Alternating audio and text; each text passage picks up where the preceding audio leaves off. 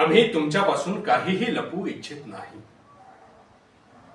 मान्य आहे, मान्य आहे, पल्याडवासी पाताळ यंत्री आहेत. ते पलटून वाद करू शकतात.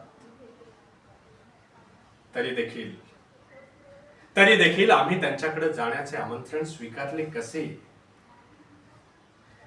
याचे आश्चर्य तुम्हा सर्वांना होणे साहजिक आहे. पण आज त्या लोकांनी आपल्या बरोबर, आपल्या समवेत खांद्याला खांदा लावून शत्रूशी झुंज केली आहे. शत्रू बरोबर युद्ध केलेले आहे. त्यांनी आमचा विश्वास संपादन केलेला आहे आणि म्हणूनच आम्हाला त्यांच्याकडे जाण्यात काहीही गैर वाटत नाही. आता इतकं सगळं करून देखील त्या कोकरासुरानं जर आक्रमण केलंच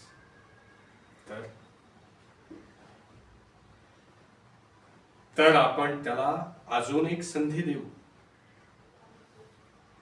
हो, आपण कोकरासुराला अजून एक संधी देऊ.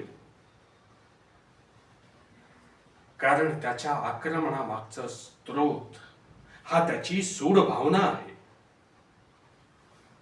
आता आम्ही आमचा विचार आपल्या समोर मांडून दाखवला. आता जो काही निर्णय आहे तो आपणाला घ्यायचा आहे.